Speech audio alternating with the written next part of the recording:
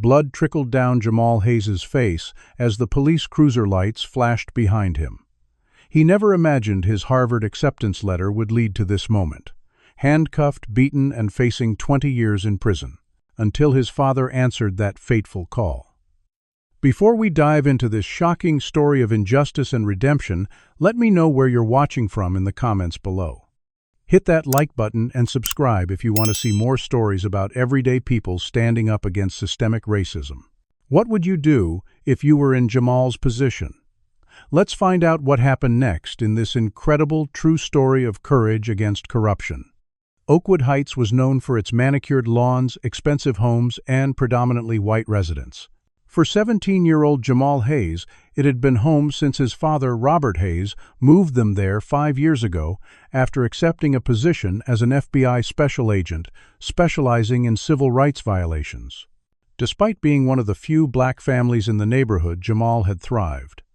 Tall and lean with an easy smile that masked a fierce intelligence, he had just received his acceptance letter to Harvard University that evening.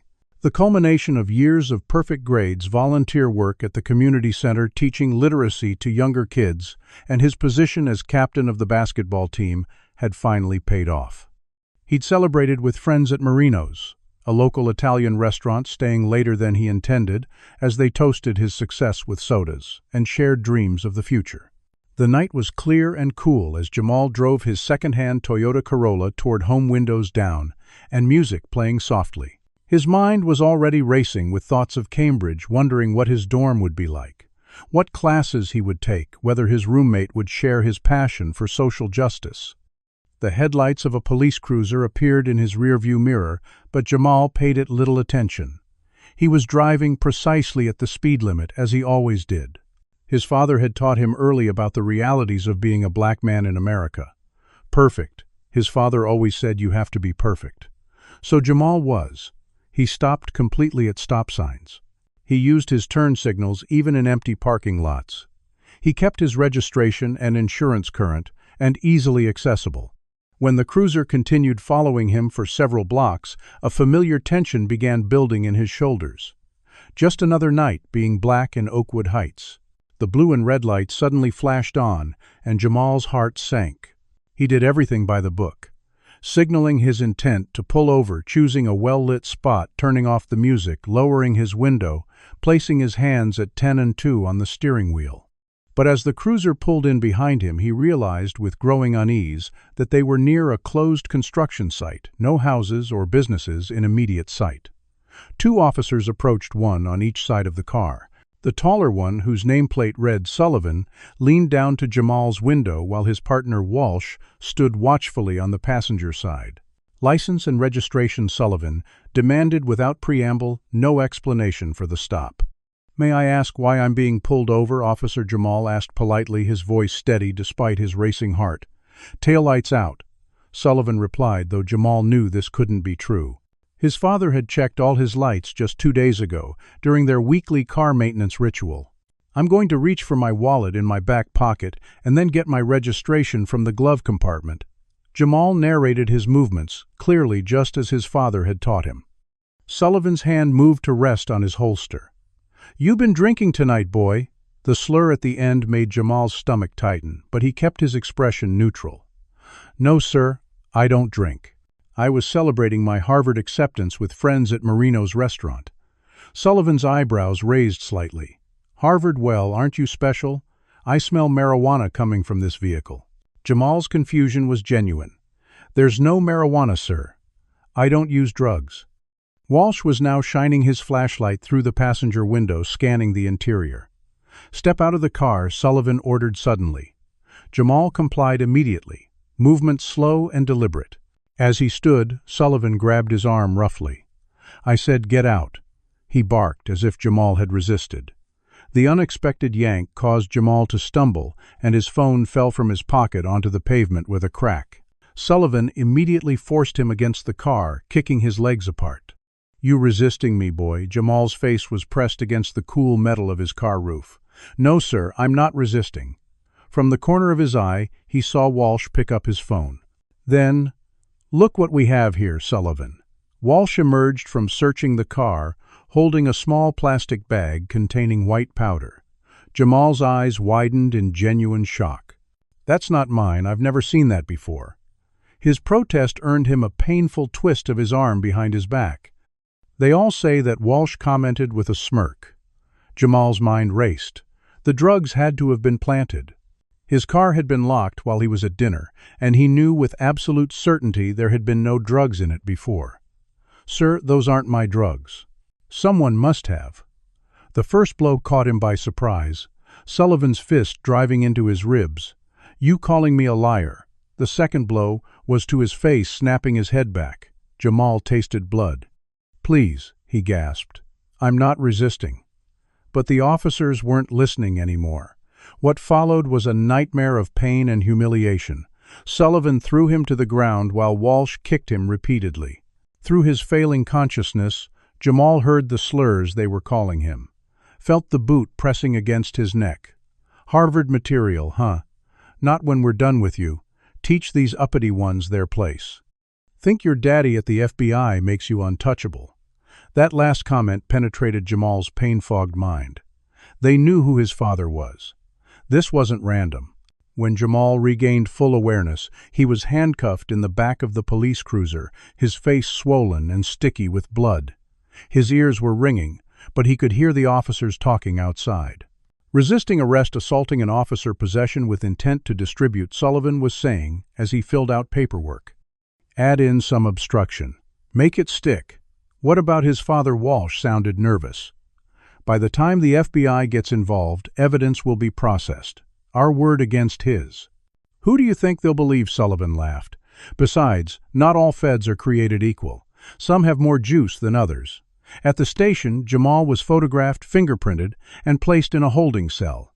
His requests for medical attention were ignored. After what seemed like hours, an officer came to inform him he could make one phone call.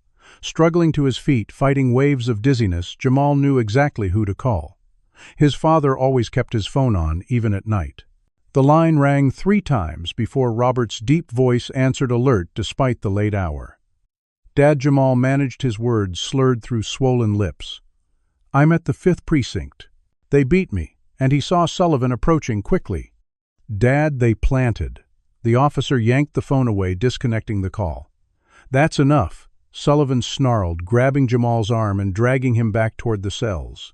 But Jamal noticed something in Sullivan's eyes he hadn't seen before. Fear. The officer exchanged a glance with his partner, who had gone pale. They suddenly seemed unsure, as if realizing they might have made a terrible mistake in choosing their target. FBI Special Agent Robert Hayes was working late at the Chicago field office, hunched over files related to a complex police corruption case he'd been building for months. At 42, Robert was a legend in the Bureau's Civil Rights Division, known for his methodical approach and unshakable commitment to justice. His desk phone rarely rang after hours. Most colleagues used his cell, so the harsh electronic trill cut through the quiet office like an alarm. "Hayes," he answered crisply, eyes still scanning the document before him. The voice that came through was barely recognizable. "Dad." Just that one word, thick with pain, sent ice through Robert's veins. "I'm at the 5th Precinct. They beat me," and the call cut off abruptly. Robert sat frozen for 3 heartbeats, then exploded into action. He dialed Jamal's number, straight to voicemail. He called the 5th Precinct, identifying himself as FBI. The desk sergeant claimed no knowledge of Jamal Hayes being processed. Robert felt something dangerous rising within him, a cold, focused fury he hadn't experienced since his military days. He took a deep breath, steadying himself. This wasn't the time for emotion, it was time for strategy. Jamal needed him thinking clearly. He called his partner, Special Agent Angela Chen. "They have Jamal." At the 5th was all he needed to say. Angela, who had watched Jamal grow up, understood immediately. "I'll meet you there in 20 minutes. Full credentials, official vehicle. Bring a medical kit," Robert added, his voice tight. "And Angela, this is bad." Robert changed into his full FBI tactical gear, complete with FBI windbreaker and visible credentials. The 5th Precinct had a reputation, one that had come up repeatedly in their ongoing investigation. Captain Thomas Reeves ran the precinct like a personal fiefdom, and multiple excessive force complaints had mysteriously disappeared from official records. Robert had been watching them gathering evidence carefully, methodically. Now they had his son. The drive to the precinct was a blur, Robert's mind cycling through protocols, regulations, and worst-case scenarios. He forced himself to drive exactly at the speed limit. Getting pulled over himself would only delay reaching Jamal. When he arrived, he parked directly in front of the precinct in a spot marked police vehicles, only leaving his FBI placard prominently displayed on the dashboard. The desk sergeant looked up as Robert approached, FBI credentials held forward. Special Agent Robert Hayes. My son Jamal Hayes was brought in tonight. I'm here to see him immediately. The sergeant's expression shifted from boredom to wariness. Sir, visiting hours aren't until— This isn't a visit, Robert cut him off, voice like steel. This is an FBI agent responding to a report of civil rights violations against his minor son. Now, either you take me to him immediately, or I make a call that brings half the Chicago field office down on this precinct within 30 minutes. The sergeant picked up his phone, murmuring urgently. Within moments, a heavy-set man with captain's bars appeared, false smile fixed firmly in place. Agent Hayes, I'm Captain Thomas Reeves. There seems to be some confusion. There's no confusion, Captain. My 17-year-old son called me from your precinct after being assaulted by your officers. I want to see him now, and I want a full explanation of the charges against him. Robert maintained perfect professional composure, but something in his eyes made Reeves take a step back. Of course, of course. There was an incident involving a young man resisting arrest during a routine traffic stop. Drugs were found in his vehicle. Officers Sullivan and Walsh were forced to subdue him when he became violent. Robert's expression didn't change. Take me to my son. Reeves led him through the station past officers whose conversations died as they passed. When they reached the holding cells, Robert's composure nearly shattered. Jamal sat hunched on a metal bench, face swollen beyond recognition, dried blood staining his Harvard t-shirt. One eye was completely closed, his lips split, and he was holding his ribs in a way that suggested serious injury. Robert had seen victims of violence throughout his career, but nothing prepared him for seeing his own son this way. Jamal, he said softly. The boy looked up, his one open eye filling with tears of relief. Dad. Captain Reeves shifted uncomfortably. As you can see, he's fine. The officer's report indicates he attacked them during a routine search, and I want medical attention for my son immediately. Robert interrupted, his phone already out, taking photos of Jamal's injuries.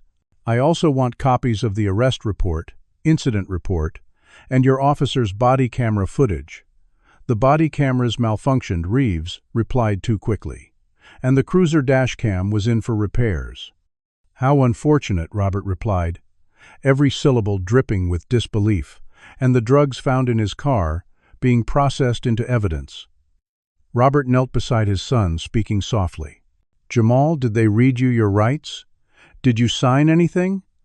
Jamal shook his head painfully. They took my phone, he whispered. It fell when they first grabbed me. I think it was recording.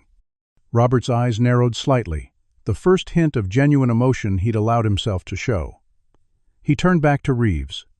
I want my son's personal effects returned immediately, including his phone. He will be released to my custody, pending investigation. Now wait just a minute, Reeves blustered. He's facing serious charges. Possession with intent to distribute, resisting arrest, assaulting an officer. Captain Reeves, Robert cut in, voice deadly quiet. Perhaps you're unaware that I head the Civil Rights Division of the COSN, FBI's Chicago field office. My current investigation involves patterns of misconduct, evidence tampering, and false arrests. Would you like to become a central figure in that investigation? Because detaining my minor son without proper cause or due process would certainly qualify you. Robert could almost see the calculations running behind Reeves' eyes, weighing the satisfaction of keeping Jamal locked up against the potential consequences of antagonizing a federal agent. Fine, Reeves finally said. But the charges stand. He'll need to appear for arraignment on Monday. Robert helped Jamal to his feet, supporting him, as they walked slowly toward the processing desk where Angela was waiting, medical kit in hand. She gasped softly at Jamal's condition, but immediately began assessing his injuries professionally. As they collected Jamal's belongings, Robert noticed the evidence bag containing Jamal's phone had already been opened and resealed. While Angela helped Jamal to the car, Robert confronted Reeves one last time. "This isn't over, Captain." Reeves' false friendliness had evaporated. "Be careful, Agent Hayes. Even the FBI has bosses. You might find they're not as interested in your crusade as you think." In the emergency room waiting area, while doctors examined Jamal, Robert and Angela huddled over the phone. "They accessed it," Angela whispered. "But they must not have checked recent recordings." Robert navigated to the voice memo app and found a recording from that evening started accidentally when the phone fell. He connected earbuds and listened, his face growing increasingly rigid.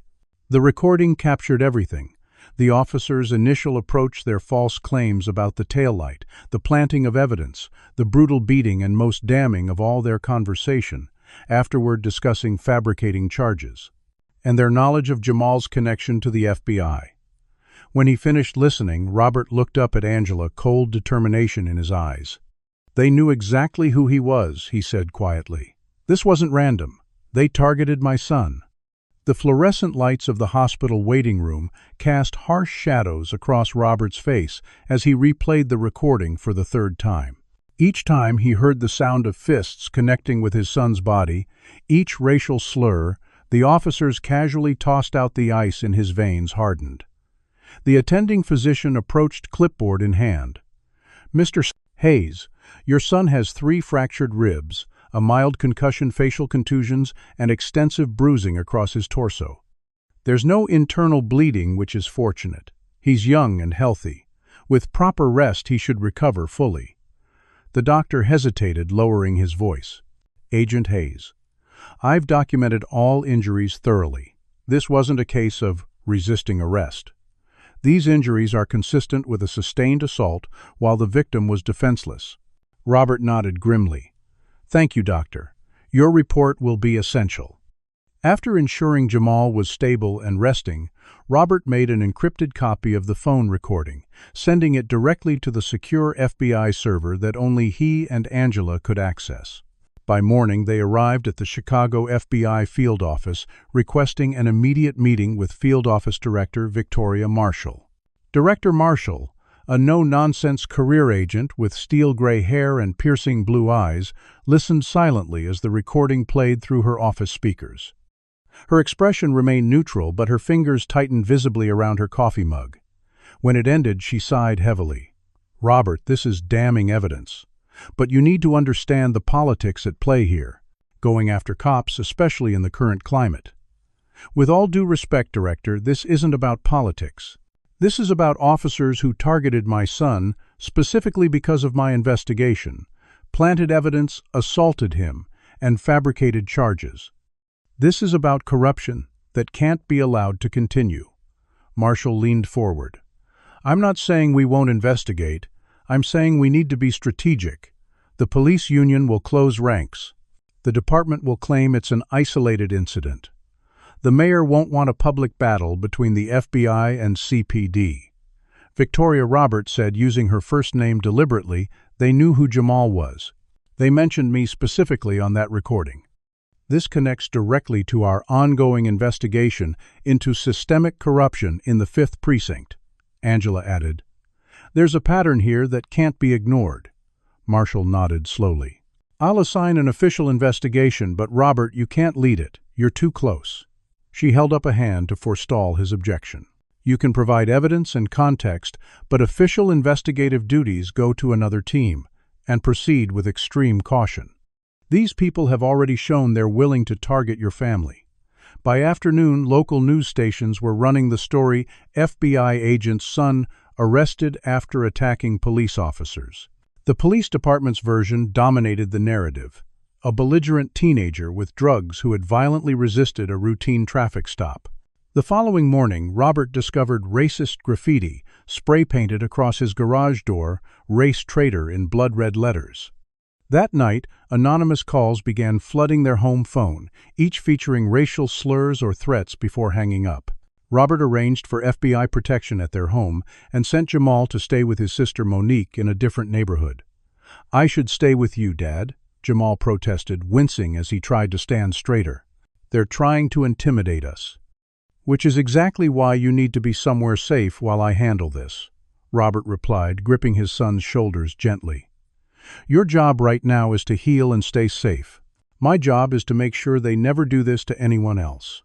Back at the office, Robert and Angela began digging deeper. Sullivan and Walsh have worked together for 7 years. Angela reported scrolling through personnel files. 6 complaints of excessive force in the past 3 years, all against young black men, all dismissed after internal review. "Check this out," Robert said, pointing to his screen. 3 of those complainants were honor students or athletes. 1 was headed to Stanford on a full scholarship before his arrest. Charges were eventually dropped, but not before Stanford rescinded his acceptance. "They're targeting black excellence," Angela whispered. "Promising young men who might become successful influential." Robert nodded grimly. "Keeping them in their place." Further investigation revealed Captain Reeves had close ties to District Attorney Michael Whitman. Golf buddies, vacation homes near each other in Michigan, children attending the same private schools. Internal affairs files showed complaints against officers in the 5th Precinct were routinely dismissed without thorough investigation. The FBI's technical unit confirmed the dashcam footage from the officer's vehicle hadn't malfunctioned. It had been deliberately deleted. Tech specialist Grace Wong, a brilliant computer forensics expert with multicolored hair and hands that never seemed to stop moving, was attempting to recover the deleted footage. "They tried to wipe it completely," she explained, "but there's almost always fragments left behind. Give me a few days." The police union held a press conference defending officers Sullivan and Walsh, portraying them as dedicated public servants being smeared by an FBI agent abusing his position to protect his delinquent son. Robert noticed colleagues at the FBI beginning to avoid him in the hallways, conversations stopping when he entered rooms. The pressure was building from above. Nobody wanted an open conflict with the police department. Then came the anonymous note slipped under his office door. "Back off or your son won't make it to Harvard." Robert immediately reported the threat, but he could sense the institutional machinery beginning to turn against him. That afternoon, his access credentials to certain FBI databases suddenly showed access denied. His calls to technical support went unanswered. Finally, Director Marshall called him into her office, her expression grave. "Robert, I've been directed to place you on administrative leave, pending an investigation into alleged procedural violations." "What violations?" "Unauthorized access of police personnel files, conflict of interest, using bureau resources for personal matters." Robert remained perfectly still. "You know that's not what this is about." Marshall wouldn't meet his eyes. "My hands are tied, Robert. There's pressure coming from the top. Someone wants your investigation buried." "Who? I don't know," she admitted. "But it goes higher than the police department, higher than the DA's office. Someone with serious political connections doesn't want you digging any deeper." As security escorted him from the building, Robert felt a cold clarity settling over him. The system he had dedicated his life to was now being used against him and his son. But they had made one critical miscalculation. They thought putting his career at risk would make him back down. Instead, it had only removed his last reason for restraint. Can you imagine fighting a system that's supposed to protect you only to find it's rigged against you? Comment number 1. If you believe the police officers should be immediately suspended, or number 2, if you think there should be an independent investigation before any action is taken. Like this video if you've ever witnessed or experienced racial profiling, and subscribe to hear more stories of justice and injustice in America.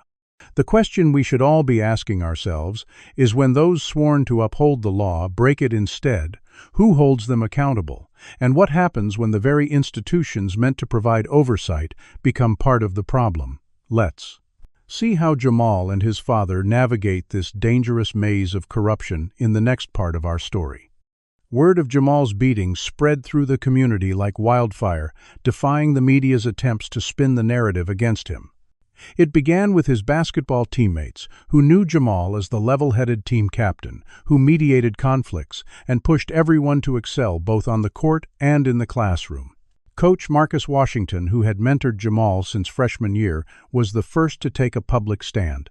"I've known this young man for 4 years," he told anyone who would listen. The idea that he would attack police officers or be involved with drugs is absurd. This is a straight-A student headed to Harvard who volunteers teaching kids to read. Someone is lying, and it isn't Jamal. Coach Washington organized the first protest. 20 basketball players in team jerseys standing silently outside the 5th precinct, each holding a sign with a simple message: "Justice for Jamal." Photos spread across social media, accompanied by personal testimonials from classmates and teachers. The police department's carefully crafted narrative began crumbling at the edges. Sandra Washington, no relation to the coach, a prominent civil rights attorney who had successfully litigated several police brutality cases, approached the Hayes family to offer her services pro bono. "This case isn't just about Jamal," she explained, as they sat in Monique's living room. Jamal's bruises now yellowing as they slowly healed. "It's about a pattern of behavior that needs to be exposed and stopped. Your son's case could be the key that unlocks everything." The true turning point came 3 days after the incident at the New Hope Baptist Church, where Jamal had volunteered tutoring children in the after-school program. The pastor organized a community meeting that overflowed with concerned citizens, parents of children. Jamal had tutored teachers, local business owners, and families who had experienced similar encounters with the 5th Precinct officers. Despite Robert's concerns about his safety, Jamal insisted on attending. When he walked to the podium, face still visibly bruised, the room fell silent. "I always believed," he began, voice steady despite his still swollen lip, "that if I did everything right, if I studied hard, respected authority, followed the rules, I would be treated fairly. That night I learned that for some people nothing I achieve will ever matter as much as the color of my skin." His voice broke slightly. "But I refuse to let them win by making me bitter or afraid. I still believe in justice, even if the path to it is harder than I thought." The church erupted in support, and by evening the video of Jamal's speech had been viewed over 50,000 times. Community leaders organized a larger protest, demanding accountability not just for Jamal's case, but for dozens of similar incidents that had been swept under the rug. Robert, meanwhile, was working behind the scenes, despite his suspension. Trusted colleagues still passed him information discreetly, and his years of building relationships throughout law enforcement were proving invaluable.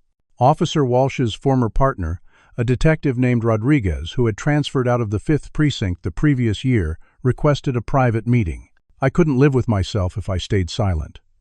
Rodriguez confessed nervously, checking over his shoulder, though they were meeting in a park 20 miles from the city. "Sullivan and Walsh have been running this scam for years. They target black kids from good families, especially ones with college prospects. Plant evidence, rough them up, then use the arrests to extort money or favors from families desperate to protect their children's futures." "You have proof?" Robert asked. Rodriguez handed him a thumb drive. "Dates, names, case numbers. I kept my own records when Internal Affairs kept burying the complaints. There's a pattern, and it's not just these 2 officers. The whole precinct operates on quotas, unofficial of course, but real. Officers are expected to make a certain number of drug arrests each month concentrated in specific neighborhoods. Those who don't make quota, lose out on overtime, get assigned to desk duty." An anonymous police source leaked similar information to the press, evidence of an unofficial arrest quota system that pressured officers to make drug arrests regardless of evidence. The hashtag number Justice for Jamal began trending nationally, attracting attention from celebrities and civil rights organizations. As protests grew, however, so did the backlash. Police response became increasingly militarized, with officers in riot gear facing off against peaceful protesters. Counter-demonstrators appeared with "Back the Blue" signs, some openly carrying firearms. Robert watched the growing tension with increasing alarm. "They're trying to provoke violence," he told Angela during one of their clandestine meetings.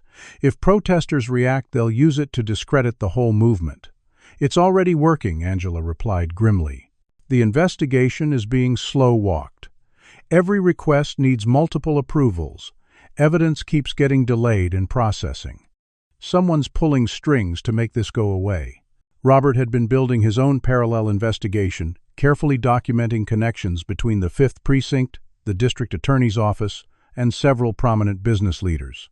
The pattern was becoming clear: selective enforcement that protected certain interests while targeting others, particularly in neighborhoods ripe for gentrification.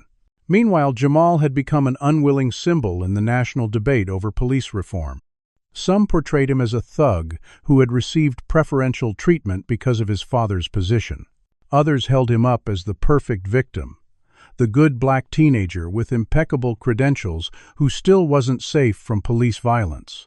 Both narratives erased his humanity, turning him into a symbol rather than a traumatized 17-year-old trying to heal from both physical and psychological wounds. The decisive moment came on the 7th day of protests. As a peaceful march approached the 5th Precinct, masked individuals at the edges of the crowd suddenly began throwing bottles at police lines. Before organizers could identify and stop them, police responded with tear gas and rubber bullets. Chaos erupted as panicked protesters fled, many suffering injuries in the process.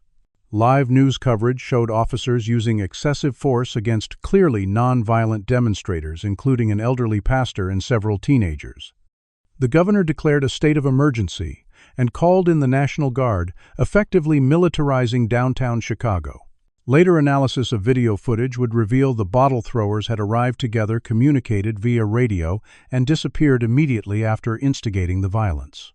Several were identified as having connections to a private security firm with ties to the police union.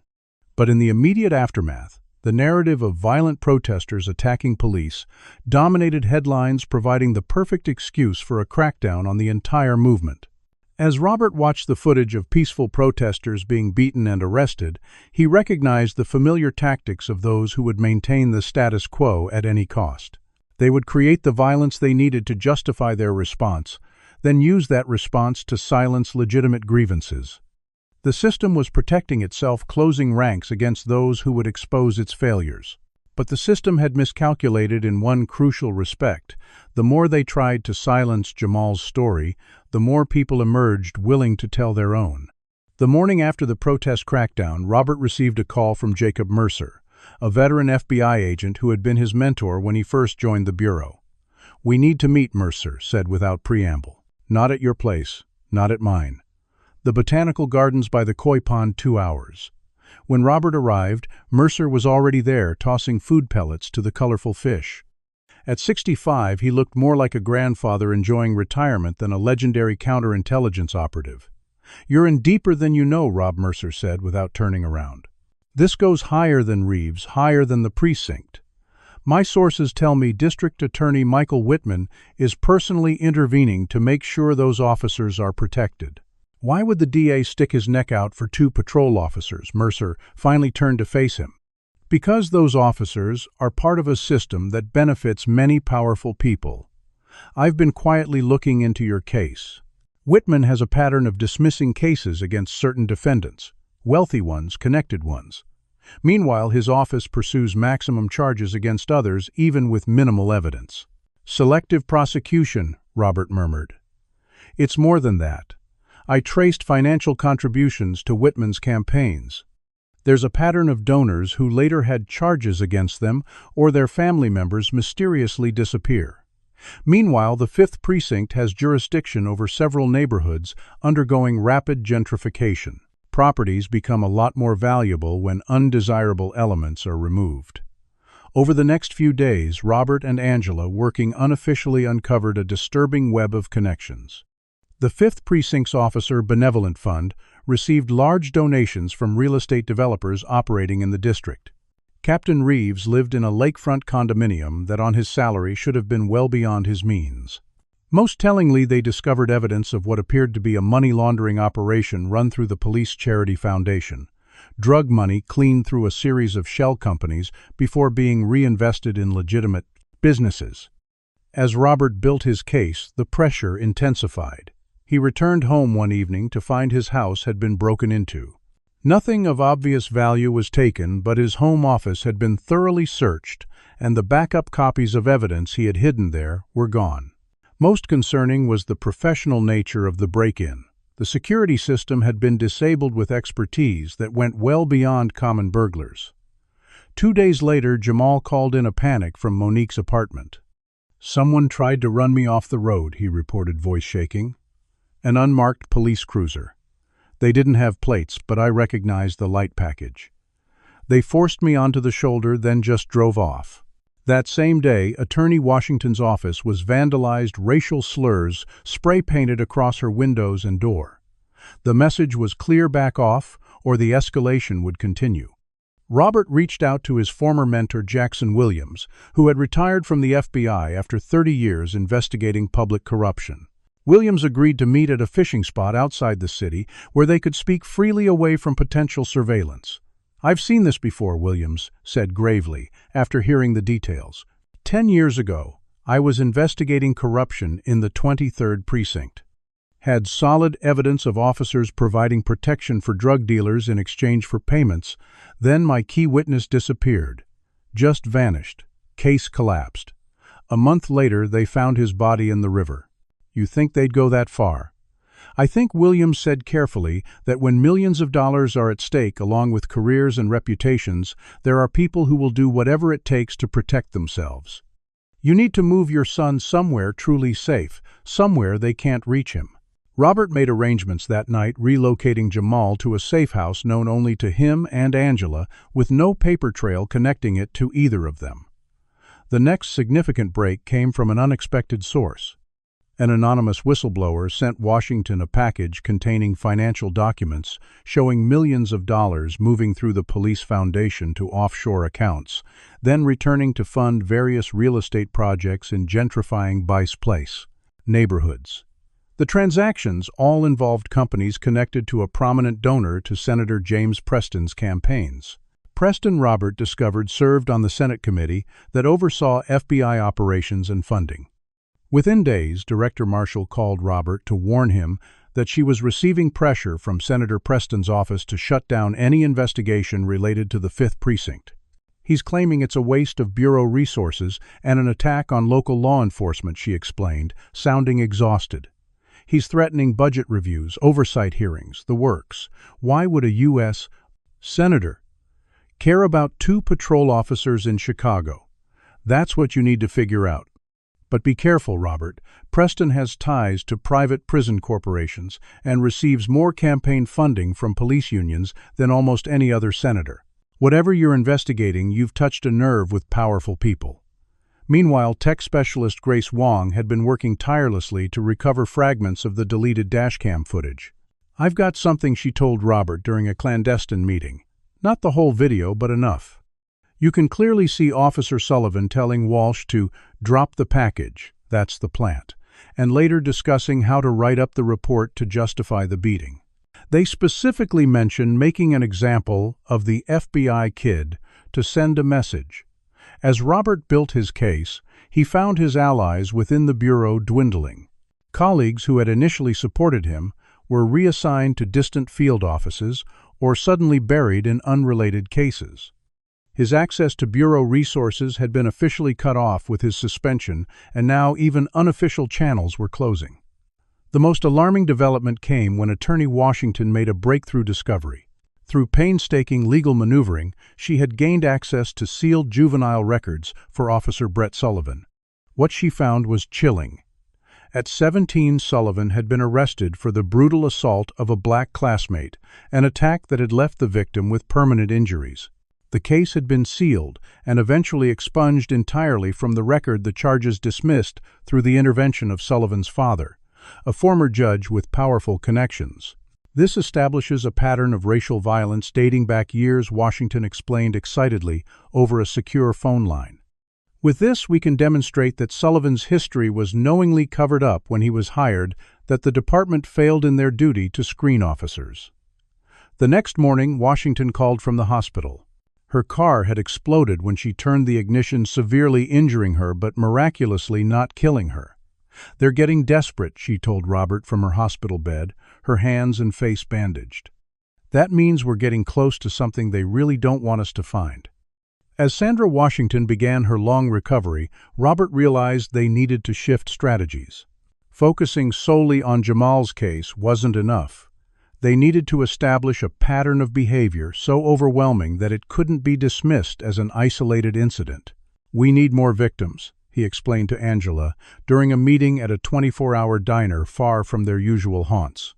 "Sullivan and Walsh have been operating this way for years. There have to be others like Jamal who were targeted specifically because they were promising black students. How do we find them? Official complaints were buried, and many probably never reported at all. We start with the community. People talk even when they don't file official reports." Robert reached out to community organizers, church leaders, and teachers, asking them to connect him with families who had experienced similar encounters with officers from the 5th Precinct. Slowly, painfully, the stories began emerging. Marcus Wilson, valedictorian, headed to MIT, arrested for drug possession 3 weeks before graduation. Charges eventually dropped, but not before MIT rescinded his scholarship. Deshaun Carter, star baseball pitcher being scouted by major leagues, arrested for matching the description of a robbery suspect. No charges filed, but the beating he received left him with a shoulder injury that ended his athletic career. Tyler Robinson, community organizer and youth mentor, repeatedly pulled over and harassed until he moved out of the neighborhood. Each story followed a pattern, promising young black men with bright futures targeted by the same group of officers, subjected to excessive force, often with planted evidence. Most never filed official complaints, having been explicitly or implicitly threatened with worse consequences if they pursued the matter.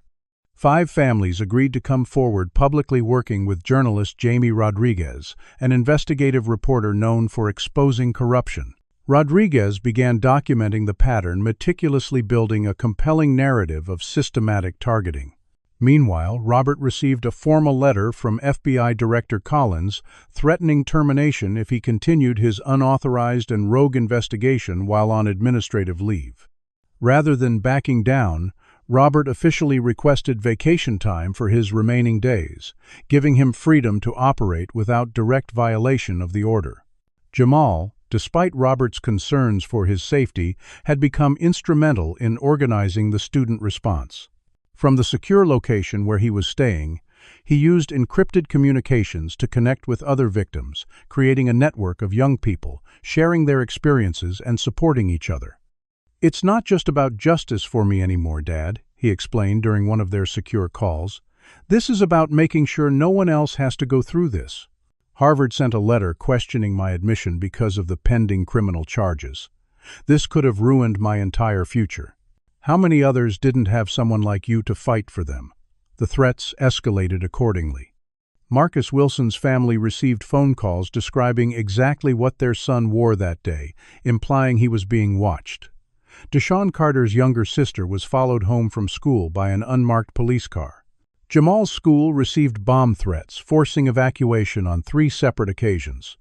At the FBI, Angela found herself reassigned to a money laundering case in Milwaukee, effectively removing her from any involvement with Robert's investigation. She continued helping, covertly risking her own career. "Collins is under enormous pressure from above," she reported. Senator Preston called him directly twice. "Whatever we're uncovering, it's making very powerful people very nervous." The breakthrough came from an unexpected source. FBI technical specialist Grace Wong, working nights and weekends outside her official duties, discovered irregularities in the police department's database. "They've been systematically altering records," she explained, showing Robert evidence of thousands of changes to complaint files. Dates changed, officer names removed, witness statements modified. This isn't a few bad apples. This is an institutional cover-up going back at least 8 years. Armed with mounting evidence, Robert approached federal prosecutor Elena Diaz, known for her uncompromising integrity. "I can't officially investigate while the Bureau has me sidelined," he explained, "but I believe there's enough here to justify a federal investigation into civil rights violations and corruption." Diaz was initially skeptical. "You understand the political firestorm this would create. Going after an entire police precinct based largely on testimony from individuals with arrests on their records. That's exactly what they count on, Robert countered. They target these young men precisely because they know any accusation will be undermined by the arrests themselves, arrests based on planted evidence and falsified reports. Diaz agreed to review the material confidentially. Her assessment was blunt. "You've got smoke, quite a lot of it. To get fire, I need someone on the inside to confirm these patterns." As if on cue, Officer Derek Walsh began showing signs of cracking under pressure. During a routine traffic stop, he had a public meltdown, screaming at a driver before breaking down in tears. He was placed on administrative leave for health reasons. Robert saw an opportunity. Through careful investigation, he discovered Walsh was deeply in debt, his marriage failing, and he had recently begun attending Alcoholics Anonymous meetings. More crucially, evidence suggested Sullivan had been skimming from their illicit activities, keeping Walsh's share artificially low. When Rodriguez published her first article detailing the pattern of abuse, Walsh was the only officer named who didn't participate in the department's united front. After carefully establishing contact through intermediaries, Robert arranged a meeting. "Sullivan will throw you under the bus the moment it becomes convenient," Robert told Walsh during their clandestine meeting in a church basement. "You think your department is protecting you. They're protecting themselves. When this breaks open, and it will, someone will need to take the fall." Walsh stared at his trembling hands. "What do you want?" "The truth. About the Brotherhood, the secret group of officers enforcing the code of silence. About how complaints disappear. About why you specifically target promising young black men. About who gives the orders and who benefits." After hours of conversation, Walsh agreed to turn state's evidence in exchange for reduced charges and protection.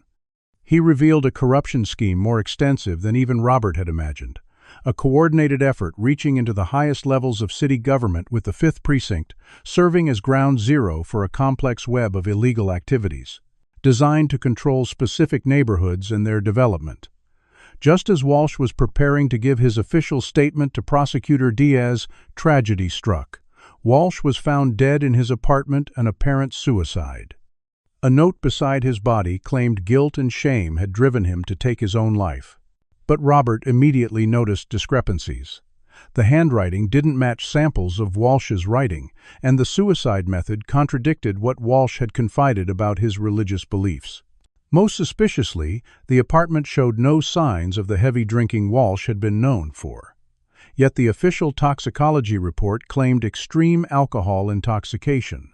Walsh had been silenced permanently, and the message was clear: no one was safe. Have you ever witnessed a moment when someone chose to stand up against a corrupt system despite the personal risk? Comment number 1. If you believe these young men were specifically targeted because of their potential to succeed, or number epsis. 2. If you think these were just random encounters that share similarities. Like this video if you feel the investigation should continue despite the dangers, and subscribe to follow the fight for justice in America. The most important question remains in a system where those with power can silence witnesses, destroy evidence, and threaten families with impunity. How can ordinary citizens ever hope to find justice, and when standing up for truth puts everything at risk? Careers, reputations, even lives. Who will have the courage to continue the fight?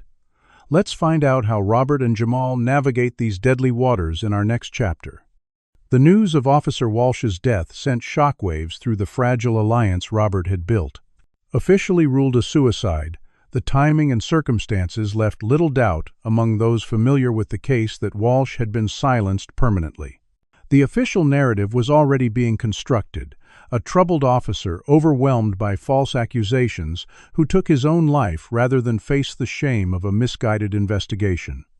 FBI handwriting analysis, conducted unofficially by a friend of Robert's, confirmed his suspicions. The suicide note had not been written by Walsh. His fingerprints were nowhere on the gun. Most damning of all, the bullet trajectory was inconsistent with self-infliction. But none of this mattered in the official investigation, which was closed within 48 hours. With Walsh's death, the danger to Robert and those working with him increased exponentially. The message was unmistakable. They were dealing with people willing to commit murder to protect themselves. After consulting with federal marshals he trusted, Robert made the difficult decision to place his family in the Witness Protection Program, despite not yet having an official case. "This is temporary," he assured Jamal as they packed essential belongings. "Just until we break this open." Jamal had received another blow that morning, an official letter from Harvard deferring his admission indefinitely, citing the pending criminal charges. Despite Attorney Washington's interventions and character references from teachers and community leaders, the university's legal department had decided the safer course was to distance themselves from potential controversy. "They won," Jamal said quietly, the letter crumpled in his hand.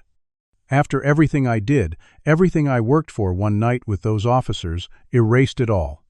Robert gripped his son's shoulders. "This is not over. Harvard will beg you to attend when this is finished. But right now we need to focus on staying alive to fight another day."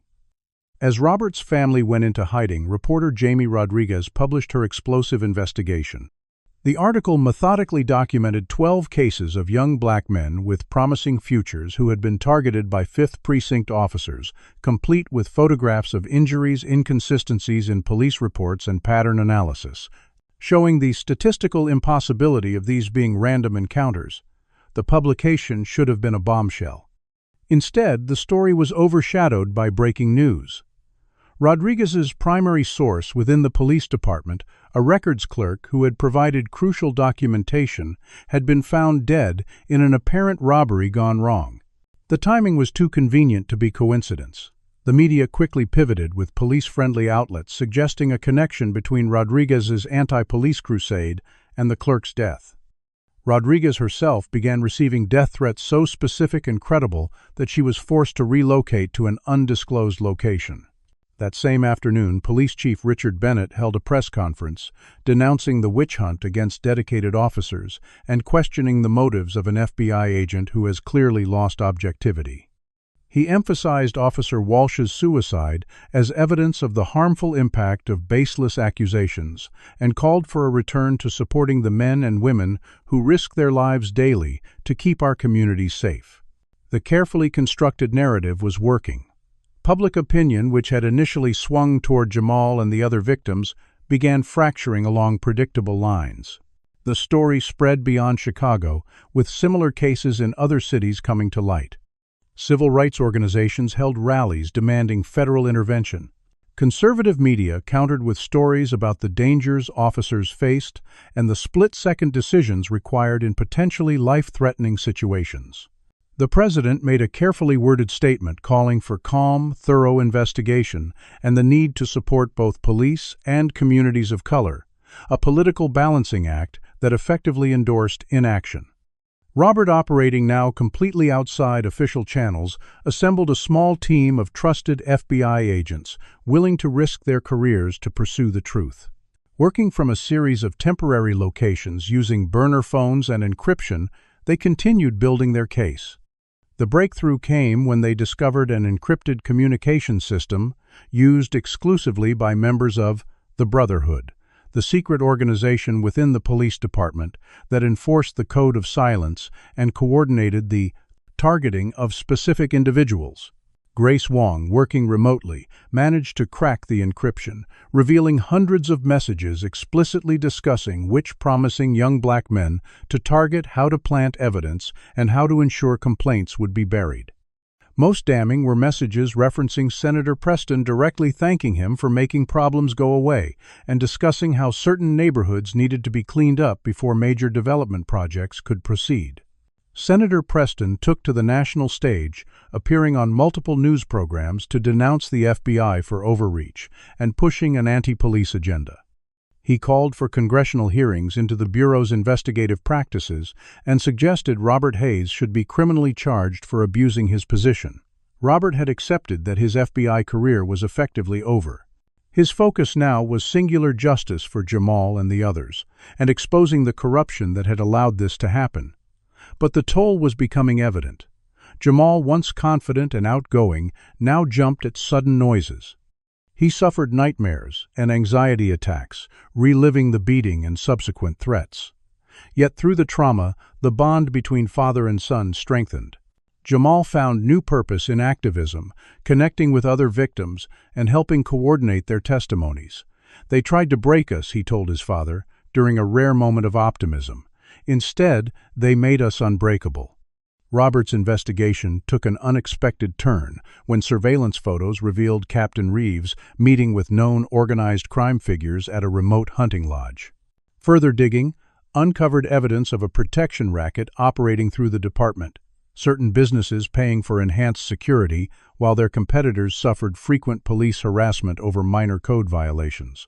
Federal prosecutor Elena Diaz, initially skeptical, had become convinced by the mounting evidence. Despite intense political pressure, she began building a federal case, focusing on civil rights violations, racketeering, and corruption. The key is establishing the pattern, she explained during a secure meeting. One incident can be dismissed as a bad officer having a bad night. Dozens of incidents with documentation of coordination and cover-up demonstrate systemic corruption that demands federal intervention. As the case built momentum, Robert received an urgent message from Victoria Marshall, his former FBI supervisor. "There's a contract out on you," she warned. "Professional hit, not a police operation. Someone with serious money wants this shut down permanently." The warning proved timely. That evening, as Robert left a meeting with one of the victims' families, a shot shattered the window of the car he had just entered. The sniper had missed by inches, the bullet embedding in the headrest, where his head had been moments before when he'd bent down to retrieve his dropped phone. The escalation reached its peak during a national television interview where Jamal had agreed to share his story. With millions watching live, police officers stormed the broadcast studio with a warrant for Jamal's arrest on new charges of drug distribution. The officers handcuffed him on camera, parading him through the studio in a deliberate public humiliation clearly designed to discredit his testimony.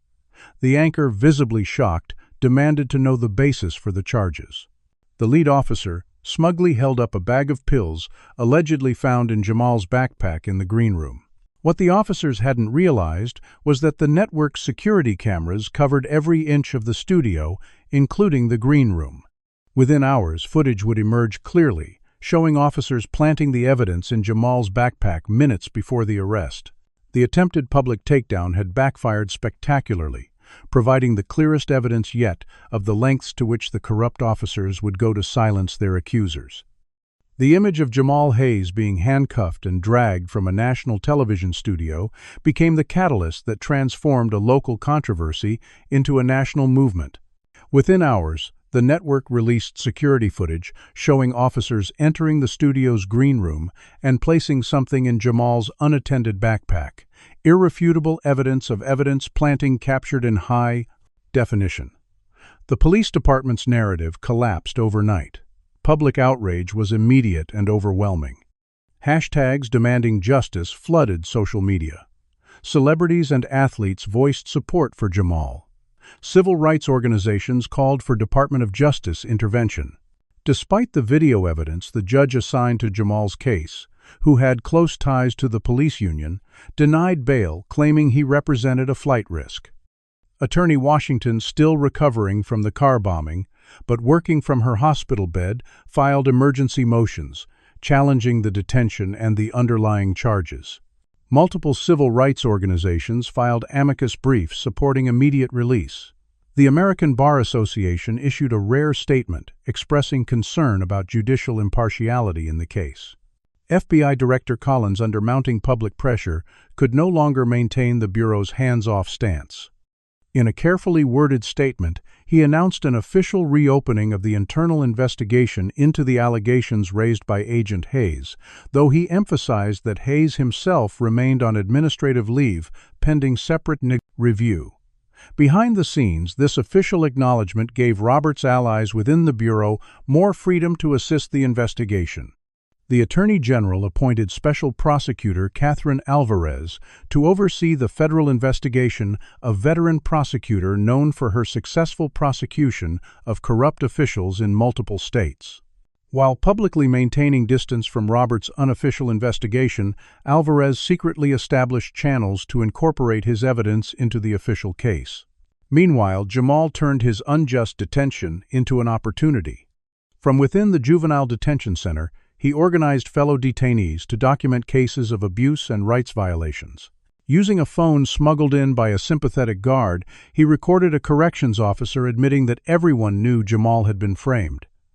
The word came down from above. The guard said on the recording, "Make his life hell. Make sure he keeps getting in trouble inside, so they can justify keeping him locked up." The recording went viral after Attorney Washington released it to the media. Public pressure intensified. Then came the financial connection that broke the case wide open. Investigative journalists discovered Senator Preston had received millions in campaign contributions from a private prison corporation that had recently been awarded a contract to build a new facility in Chicago, on land that would be sold to them by the city for a nominal fee, once the crime problem in the area had been addressed. The land in question fell directly within the 5th Precinct's jurisdiction in neighborhoods where many of the targeted young men lived. The same corporation had hired Preston's son as a consultant at a salary of $500,000 annually, despite his lack of relevant experience. As these connections came to light, the Department of Justice announced the appointment of a federal monitoring team to oversee the Chicago Police Department, with special attention to the 5th Precinct. Chief Bennett, sensing the changing winds, announced his retirement for health reasons. Captain Reeves, attempting to flee the country on a private jet, was intercepted and arrested at a small regional airport. Most shockingly to those within the department, Officer Sullivan, the primary instigator of violence against Jamal and others, received a promotion to lieutenant, a move widely interpreted as the corrupt system's attempt to close the parting to and Reaver ranks and reward loyalty. But the promotion only intensified scrutiny, raising questions about who had approved it and why. A grand jury was convened to hear evidence of the conspiracy. As momentum built, whistleblowers from within the department came forward. Officers who had been silently uncomfortable with the corruption found safety in numbers, providing testimony about how the Brotherhood operated, how complaints were buried, and how officers who refused to participate were ostracized or forced out. State Attorney General Melissa Chen announced an independent investigation running parallel to the federal case, focusing specifically on civil rights violations. The steady drip of revelations continued. Financial records showed Captain Reeves had purchased property in targeted neighborhoods through shell companies shortly before police crackdowns, then sold at substantial profits after development projects were announced.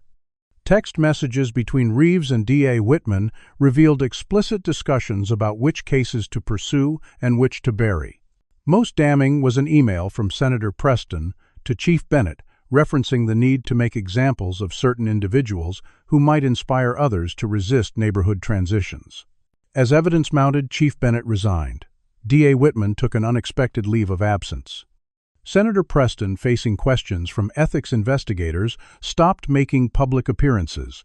Robert, working closely with Special Prosecutor Alvarez, provided the connective tissue between hundreds of incidents that might otherwise have seemed isolated. The pattern once assembled was undeniable, a coordinated effort to target promising young black men specifically to discourage achievement and community leadership that might resist gentrification and displacement. Angela Chen, reinstated to her position after the investigation gained official sanction, led the team collecting testimony from victims and their families. The stories were heartbreakingly similar. Lives derailed by false charges, opportunities lost, psychological trauma that lingered years after the physical bruises had healed. This was never just about drugs or arrests, Robert explained during a briefing with the special prosecutor's team. This was about breaking spirits. They specifically targeted young men who represented hope and possibility in their communities. This was about sending a message: no matter how hard you work, no matter what you achieve, you are still black in America, and they can take it all away in one night.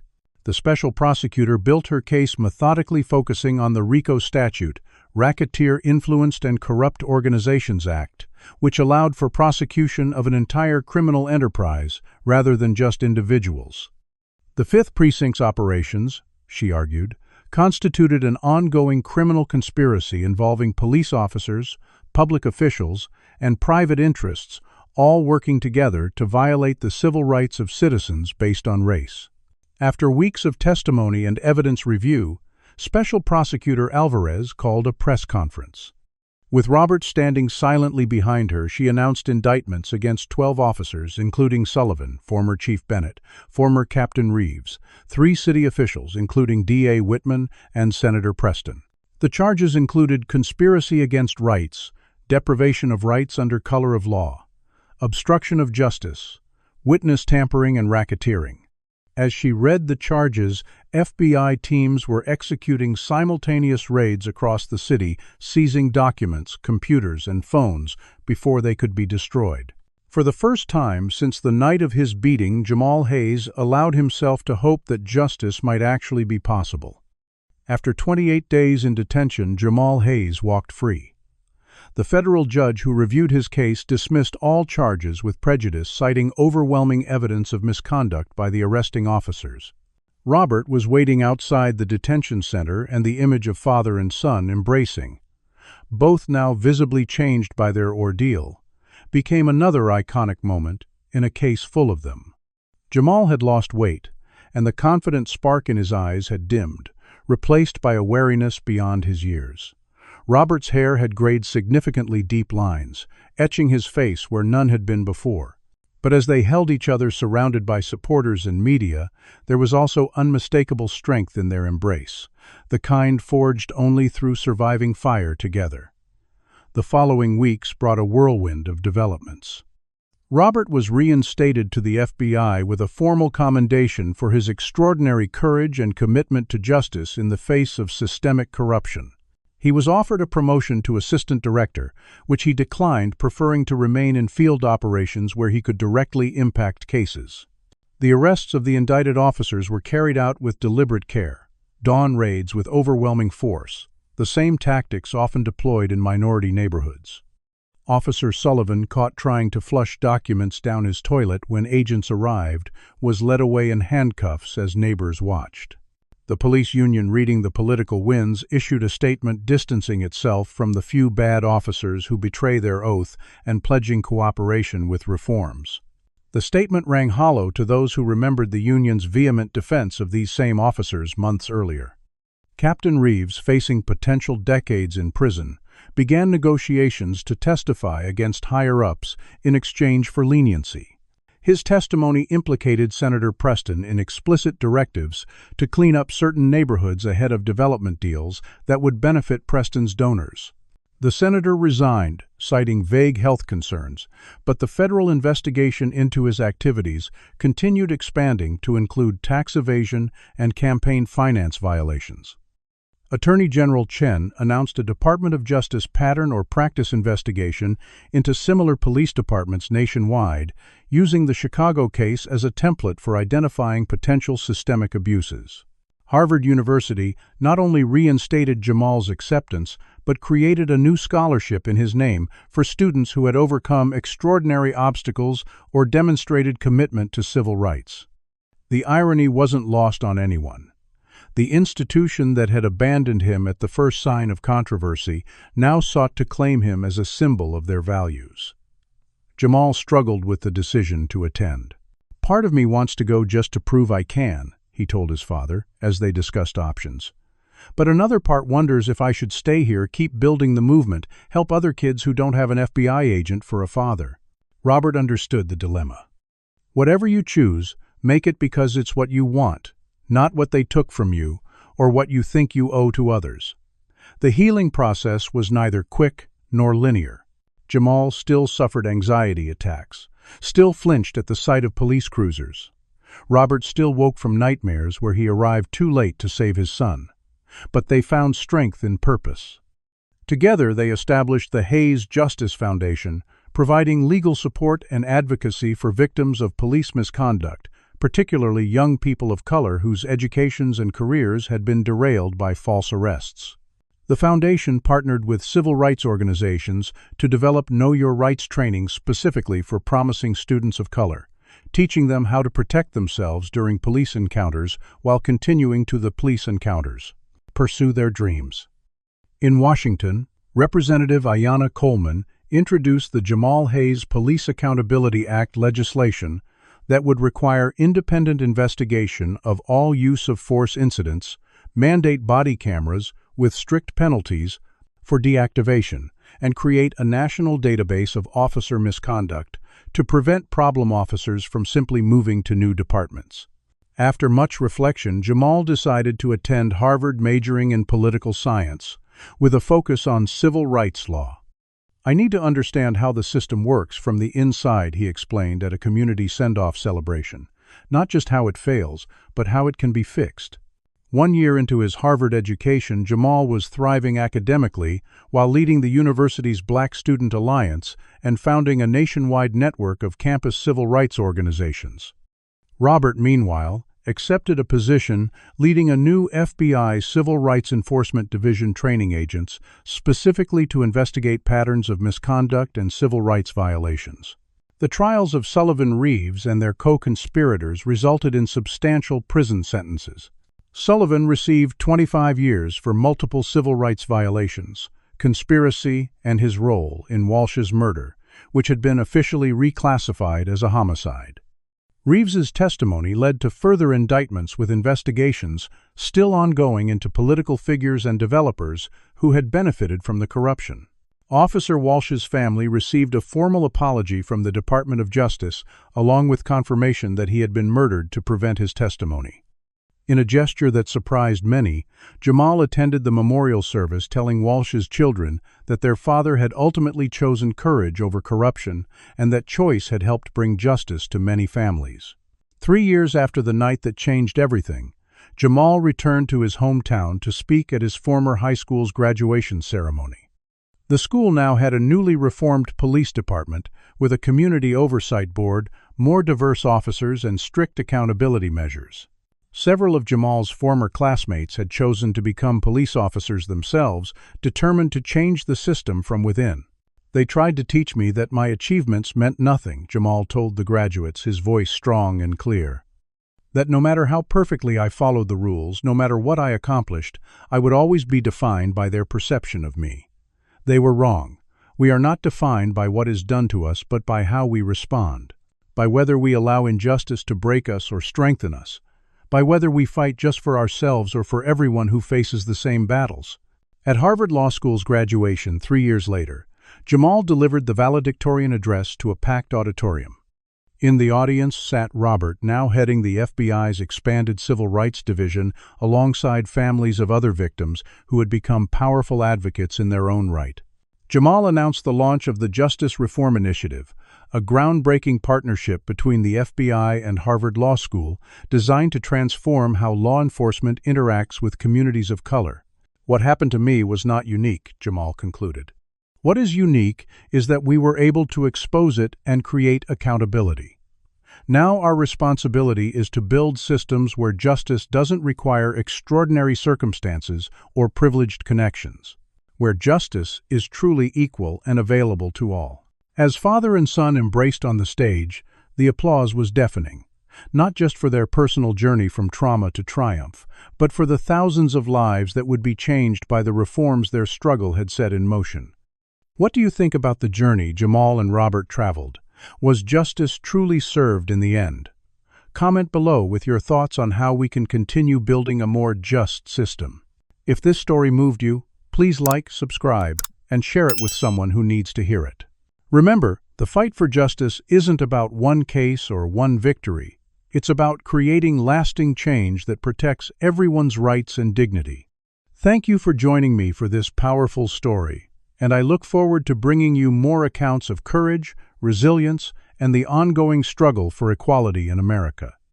This story illuminates harsh truths about America's ongoing struggle with racial injustice.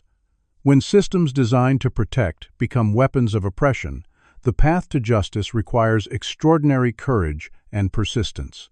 Jamal and Robert's journey demonstrates how deeply entrenched racism can be within institutions, creating networks of corruption that target promising young Black individuals specifically to maintain power structures. Their story teaches us several critical lessons. First, accountability requires evidence. Robert's methodical documentation and alliance building ultimately overcame systemic resistance. Second, Meaningful change demands coalition building across communities, as demonstrated by the diverse supporters who amplified Jamal's case. Third, institutions often protect themselves rather than serving justice, abandoning principles when facing controversy only to embrace them again when politically expedient. Perhaps most importantly, this story reveals how targeting Black excellence is a deliberate strategy to prevent community empowerment and resist change. By attempting to derail Jamal's future, these officers weren't just harassing one teenager, they were sending a message to an entire community. The transformation of personal trauma into systemic reform represents the most powerful lesson. Rather than becoming bitter, Jamal and Robert channeled their pain into creating mechanisms for lasting change, ensuring their suffering would prevent others from experiencing similar injustice. What moments in this story resonated most deeply with you? Have you witnessed or experienced racial profiling that changed how you view law enforcement? Comment below and share your thoughts on whether you believe we've made progress since the events portrayed in this story. If this account of courage against corruption moved you, please hit that like button to help more people discover it. Subscribe to our channel for more powerful stories that expose injustice and celebrate those fighting to create a more equitable society. And if you know someone struggling to believe that standing up against corrupt systems can make a difference, share this video with them as a reminder that justice, while difficult, is always worth fighting for. Thank you for joining me in witnessing Jamal and Robert's journey from victims to champions of change. May their story inspire us all to recognize injustice when we see it and find the courage to take a stand, no matter the cost.